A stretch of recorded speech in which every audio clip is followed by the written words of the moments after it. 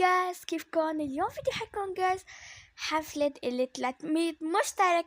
ياي طبعا جايز واخيرا وصلنا 300 مشترك. كنا بالمية بعدين بالميتين هلا ب300 ان شاء الله نوصل ل400.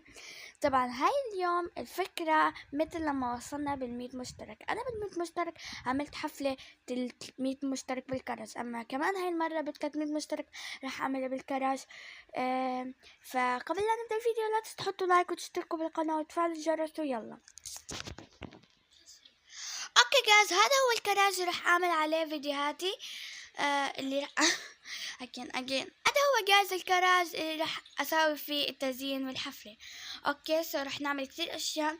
طبعا رح تيجي هلا اختي كمان وتساعدني بالتزيين وبالكل شي، وهذا هو البيت طبعا بالتحديث الجديد هذا البيت. يلا نبدأ نزين.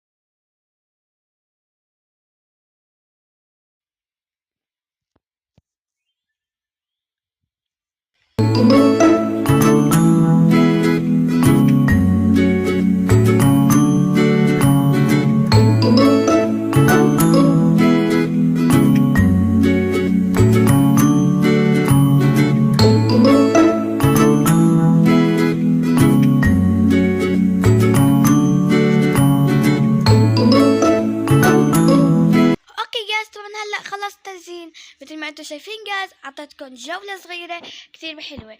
طبعا هلا جايز رح يجي المعازيم لازم نستنى. اوكي جايز، طبعا وانا عم بحتفل لقيت في ناس مخربين لي جايز. شوفوا ليش بخربوا جايز، والله حرام حرام. طيب معلش، نحن اصلا انا وحيدة جايز، هاي السنة وحيدة، ما كل المعازيم راحوا. ليش؟ خلص رح نرقص من دونهم، اصلا انا وانتو بتكفوا صح؟ حفلة كتير حلوة. ايه صح، الحفلة كتير حلوة، يلا ارقصي.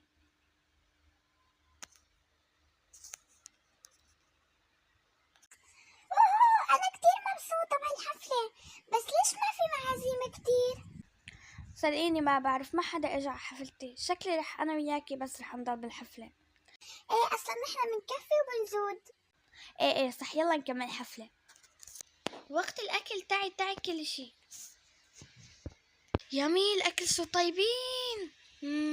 طيبين، بس يا ريت هالكراسي الفاضية عليهم ناس. صديقتي الصغيرة عزمتني عبيتها حتى طعميني انه شافتني انا كتير زعلانة. شكرا، الحمد لله في ناس مهتمة فيني. ارجع عبيتي، اصلا انا شو بدي بهالقعدة؟ خليني احضر على التلفزيون شوي، انا كتير مالة واصلا مزعوجة عشان ما حدا حضر حفلة عيد، حفلة 300 مشترك.